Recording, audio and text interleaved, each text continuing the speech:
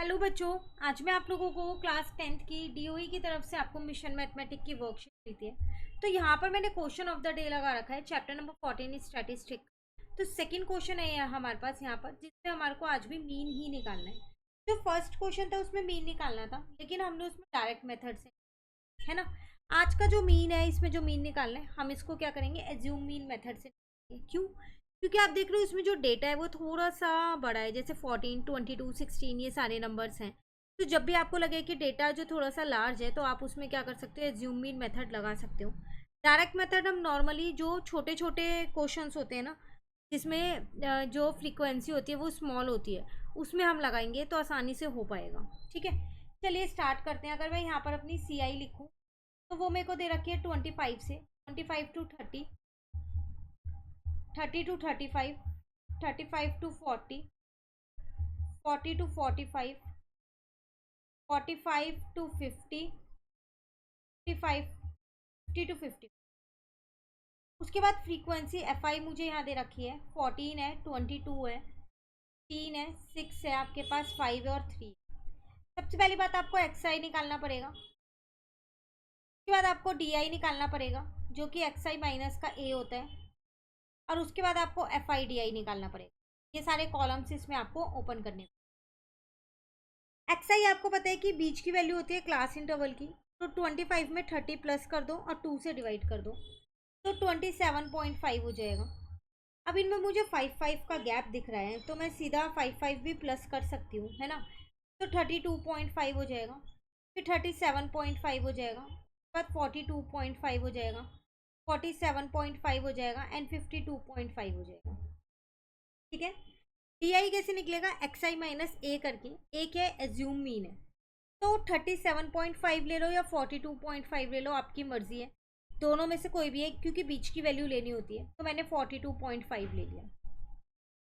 अब एक्स आई जो है वो आपके पास है 27.5, उसमें से 42.5 मैंने माइनस किए, तो मेरा माइनस का 15 आ गया।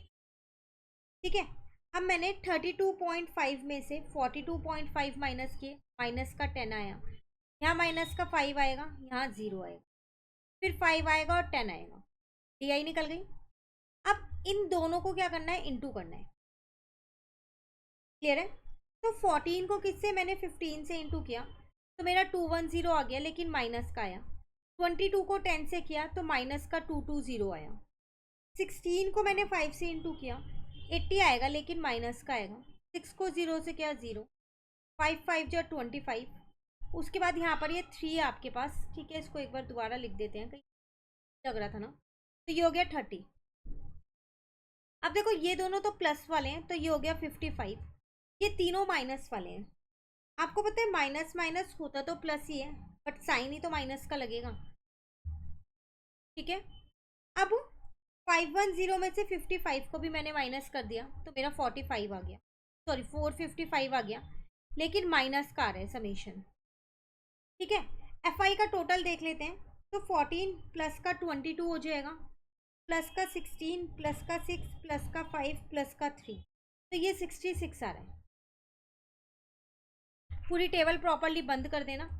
मीन निकालने का फॉर्मूला क्या होता है, A plus summation f i d i upon में समेशन एफ आई।